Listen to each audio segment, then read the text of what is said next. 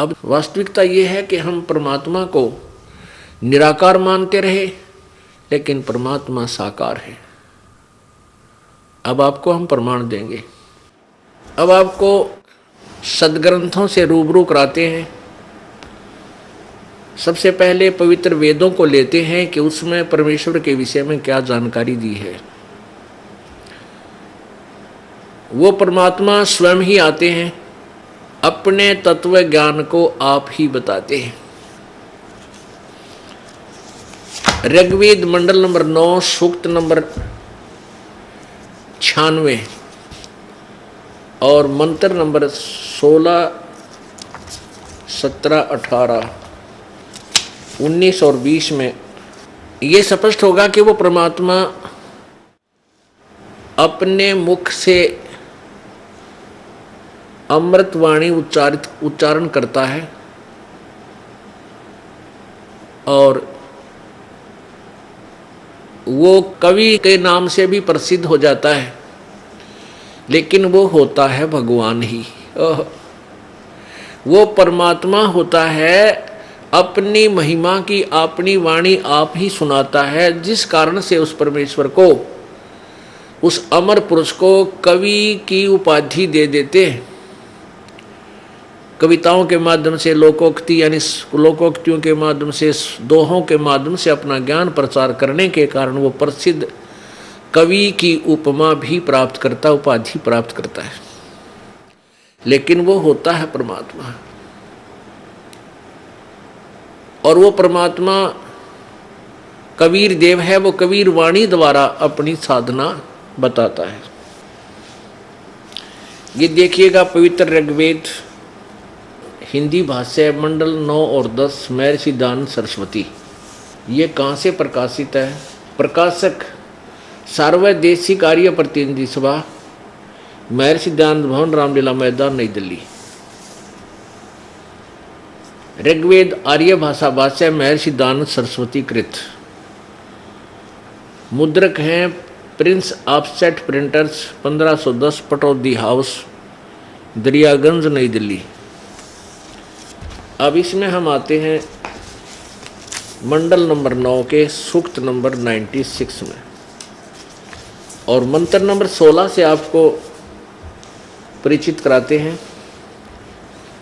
देखिएगा ऋग्वेद मंडल नंबर 9 सूक्त 96 मंत्र नंबर 16।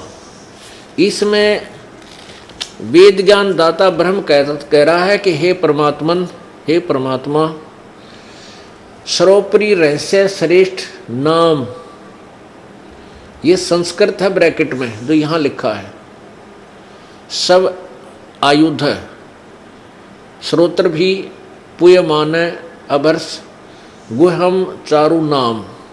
इसका अनुवाद किया इस नाम का, हे परमात्मा, परमात्मन अर्थात हे परमात्मा, सर्वोपरि रहस्य यानी गुप्त, जो आपका श्रेष्ठ, जो तुम्हारी संज्ञा है। यहाँ नाम का इन्होंने संज्ञा लिख दिया, नाम ही लिखना चाहिए था। जो आपका श्रेष्ठ नाम है आप उसका ज्ञान कराएं, अपना वास्तविक नाम हमें बताएं, आपका वास्तविक नाम क्या है। आगे देखो, अब यहाँ हम ज़्यादा ना पढ़ के यहीं आएंगे। अब 17वें में क्या बताया है? उस परमात्मा का वास्तविक नाम बताया है। शिशु जगानम, शिशु जगानम हर्यतम मर्जंती सुबंती वहीन मरुत मरुतो गणेन। ये है कबीर गिरभी, कबीर ऊपर रह लाग रहे हैं छोटे छोटे, आधे रहे ऊपर लगे। कबीर गिरभी कावेना कबीर संत सोम, ये कवि ही कह ले, उसको कबीर बोलो। कवि संत सोम पवित्र अत्यति रेभन। इन्होंने क्या अनुवाद किया है? इससे, इसके अनुवाद से आपका विश्वास होगा, फिर ये दास करके दिखाऊंगा। इसमें लिखा कि शिशुम जगानम, इन्होंने संस्कृत लिखने की चेष्टा की है। उस परमात्मा को, शिशुम का अर्थ लिखा है इन्होंने उस परमात्मा को जो सदा प्रगट है, जो अत्यंत कामनीय है, उसको उपासक लोग बुद्धि विषय करते हैं और उसकी स्तुति द्वारा उसके गुणों का वर्णन करते हैं। और विद्वान लोग उस गतिशील परमात्मा का गुणों के गणों द्वारा वर्णन करते हैं। और कवि लोग, इन्होंने इसका अर्थ लिख दिया कवि, इनका ये कबीर गिरभी, इसके दो भाग कर दिए, कवि कवि लोग, गिरभी माने वाणी द्वारा। हम इसको लिख देते हैं कबीर वाणी द्वारा। ये कबीर है, हम इसको कबीर वाणी द्वारा। इन्होंने कवि का अर्थ कवि लोग लिख दिया, हम लिखते हैं कबीर गिरभी, कबीर वाणी द्वारा। काव्यन कविताओं से उसकी स्तुति करते हैं। सोम स्वरूप पवित्र वह परमात्मा कारण अवस्था में अति सूक्ष्म प्रकृति को गर्जता हुआ अतिक्रमण करता है। आगे देखो, 17वें में स्पष्ट किया उसका नाम क्या है।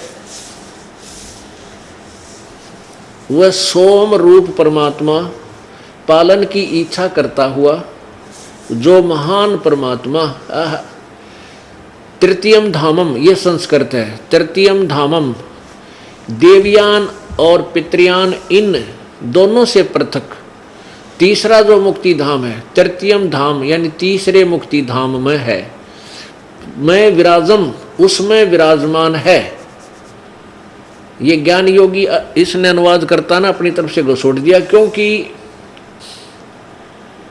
इसे हमने ये सिद्ध करना है कि वो परमात्मा किसी एक स्थान पर विराजमान है, तृतीयम धाम में, तीसरे धाम में रहता है। या नीचे आओ, अब 20 में क्या लिखा है। वह परमात्मा जिस प्रकार एक संघ को उसका सेनापति प्राप्त होता है, उसी प्रकार ब्रह्मांड रूपी कोश को प्राप्त होता है, होकर उच्च स्वर से गरजता हुआ इस ब्रह्मांड रूपी विस्तृत प्रकृति खंड में भली भांति प्रविष्ट होता है। यानी वो परमात्मा कहीं से चलकर आता है, फिर इस ब्रह्मांड में प्रविष्ट होता है, और जैसे कि एक मरिय माने मनुष्य सोबर शरीर को धारण करता हुआ अत्यंत गतिशील पदार्थों के समान प्राप्ति के लिए गतिशील होता हुआ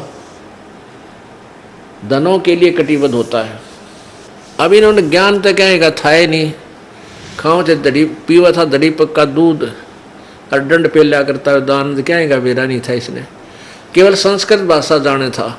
वैसे तो ये 9वां मंडल का अनुवाद इस महर्षि दानंद का कराया हुआ नहीं है, लेकिन इसके नाम से ये वेद व्याख्या करते तो इनके अनुयायियों ने यह भी तगड़म्बा, यह भी इसके साथ फीत लगा दी 9वें और 10वें मंडल का कि दानंद जी ने अनुवाद किया। वास्तव में इसने अनुवाद नहीं किया इसका। ये देखिएगा, एक प्रमाण दिखाते हैं आपको। ऋग्वेद भाष्यम, भाषाकार हैं महर्षि दानंद सरस्वती, मंडल 1 से 6। महर्षि दानंद ने केवल ऋग्वेद का 1 से 6 मंडल का अनुवाद किया है। उसके बाद श्रीपाद दामोदर 7वें लेकर 7 से 10, यानी 1 से 6 तो दानंद ने किया, फिर इसकी मृत्यु होगी। उसके बाद 7 से 10 मंडल जो है इसके शेष, ये अन्य इन आचार्यों ने किए हैं अपने अपने हिसाब से, अपनी अपनी सोच के अनुसार। तो कहने का भाव ये है कि इनको ना तो कहने का ज्ञान था और न ही ये भगवान को साकार मानते। वेद में लिखा कि वो परमात्मा तीसरे मुक्ति धाम में विराजमान है और वहां से चलकर गतिशील होकर और एक बहुत बड़े समुदाय को जैसे सेनापति होता है, यानी गुरु रूप में बहुत से बड़े जन समूह का नेतृत्व करता है, और जैसे मनुष्य शरीर धारण करता हुआ है, यानी परमात्मा परमेश्वर कबीर जी का सतलोक के अंदर एक बहुत तेजोमय शरीर है। उसके एक रोमकूप में करोड़ सूर्य करोड़ चंद्रमा दोनों की मिली जुली रोशनी भी फीकी रहे परमात्मा के एक रोमकूप के प्रकाश के सामने। इतना तेज है वहां भगवान का। उस तेज पुंज के शरीर को अन्य वस्त्र धारण करके अन्य ओवरकोट पहन कर हल्का सुभर यानी हल्के तेज पुंज का शरीर रूप धारण करके वो परमात्मा यहां प्रकट होता है और वो अपनी प्यारी आत्माओं को मिलता है। अब देखो ये सी ऋग्वेद, ये वही ऋग्वेद है, मंडल नंबर 9 और सूक्त नंबर आपको 86 दिखाते हैं। 86 यही ये प्रमाण देता है कि वो परमात्मा अपनी प्यारी आत्माओं को, श्रेष्ठ आत्माओं को आकर के मिलता है। ये देखो ऋग्वेद मंडल नंबर 9 सूक्त नंबर 86 इसके 26 मंत्र में क्या कहा है? यज्ञ करने वाले यजमानों के लिए परमात्मा सब रास्तों को सुगम करता हुआ, उनके विघ्नों को मर्दन करता हुआ, नष्ट करता हुआ, उनको पवित्र करता हुआ और अपने रूप को सरल करता हुआ, अपने वास्तविक रूप को हल्का करता हुआ, वह कांति में परमात्मा। इन्होंने इस कबीर शब्द का कवि सर्वज्ञ कर दिया। कवि का अर्थ सर्वज्ञ नहीं होता, ना कोई कवि सर्वज्ञ हो सकता। विद्युत के समान क्रीड़ा करता हुआ वर्णीय पुरुषों को प्राप्त होता है। वर्णीय यानी श्रेष्ठ भक्तों को आकर मिलता है वो परमात्मा। यजमानों, अब यज्ञ करने वाले यजमानों के लिए यानी साधना करने वाले भक्तों के लिए परमात्मा सब रास्तों को सुगम करता हुआ, उनके सब रास्ते खोलता हुआ, उनके विघ्नों को, संकटों को नष्ट करता हुआ और उन प्यारी आत्माओं को पवित्र करता हुआ और अपने रूप को सरल करता हुआ, तेज पुंज अन्य दे धरकर इस विधम को भेंट ही।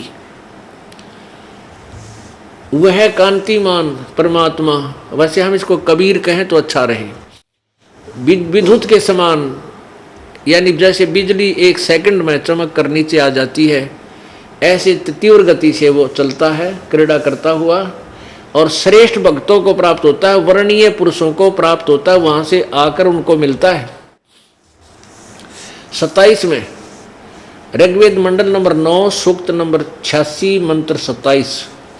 प्रेम की वे सैकड़ों धाराएं जो नाना रूप में सतिथि को लाभ कर रही हैं, वे परमात्मा को प्राप्त होती हैं। प्रकाश पुंज परमात्मा को, प्रकाश का समूह परमात्मा को बुद्धि वृत्तियां विषय करती हैं, जो परमात्मा ध्रुवलोक के तीसरे पृष्ठ पर विराजमान है। एक देशीय है। ध्रुवलोक माने उस सतलोक के, इस ब्रह्मांड के, ध्रुवलोक माने ब्रह्मांड के, जैसे 3 लोक हैं, ब्रह्मलोक, ब्रह्म का लोक, 21 ब्रह्मांड, परब्रह्म के लोक, 7 संख्य ब्रह्मांड, उनसे तीसरे पृष्ठ पर विराजमान। इससे हम ये लेना चाहते हैं कि परमात्मा साकार है और एक स्थान पर रहता है, वह प्रकाश रूप है, यानी बहुत तेजों में शरीर युक्त है। अब ऋग्वेद मंडल नंबर 9 सूक्त नंबर 82 इसके हम आपको 3 श्लोक सुनाते हैं, क्लियर हो जाएगा। देखिएगा ऋग्वेद मंडल नंबर 9 सूक्त नंबर 82 और मंत्र नंबर 1।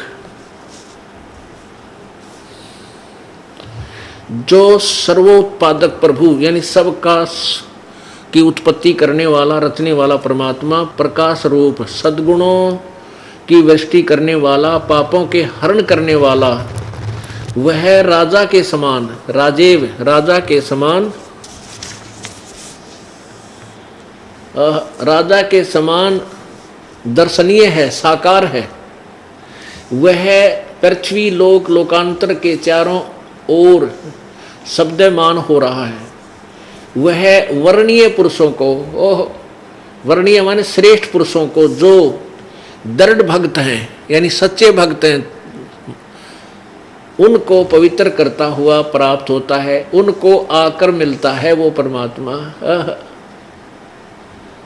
जिस प्रकार विद्युत स्नेह वाले स्थानों को आधार बनाकर प्राप्त होता है, यानी वो परमात्मा जैसे बिजली गिरा करे ना अपने हिसाब से, ऐसी वो परमात्मा इतनी गति से सतलोक से चल कर आकर अपने भक्तों के पास प्रकट होता है, उनको ज्ञान समझाता है। आगे देखो दूसरा मंत्र, ऋग्वेद मंडल नंबर 9 और सूत्र नंबर 82 का मंत्र अब 2 देखते हैं। हे परमात्मन, उपदेश करने की इच्छा से आप, यानी यहाँ सच्चा ज्ञान देने के लिए आप महापुरुषों को प्राप्त होते हो, अच्छी आत्माओं को आकर मिलते हो, प्राप्त होते हो। आप अत्यंत गतिशील पदार्थ के समान हमारे आध्यात्मिक यज्ञ को प्राप्त होते हो, यानी बहुत तेज चलने की गति से हमारे पास आते हो।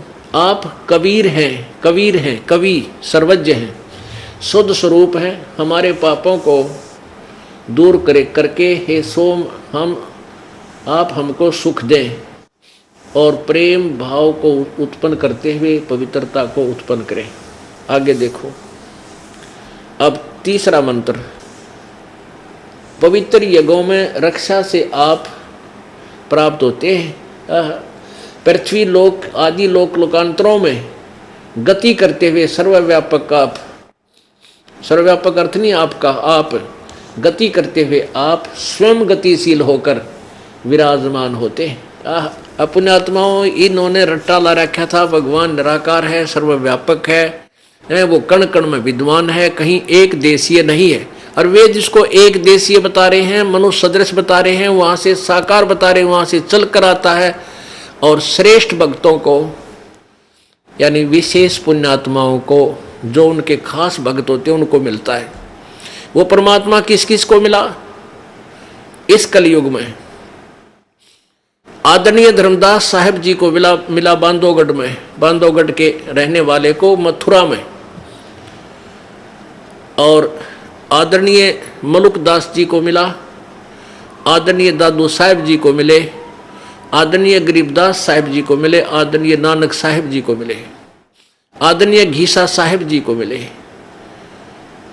वो परमात्मा स्वयं आकर के उनको मिले और उनकी आत्मा को सचखंड लेकर गए, वहाँ से सारा व्यवस्था उनको बताई, अपना पूरा परिचय दिया प्रभु ने। फिर उन प्यारी आत्माओं ने, उन पुण्य आत्माओं ने उस परमेश्वर का एफिडेविट दिया अपनी अमृतवाणी में, ये गवाही दी है कि वो परमात्मा साकार है, सतलोक में रहता है, उसका नाम कबीर है।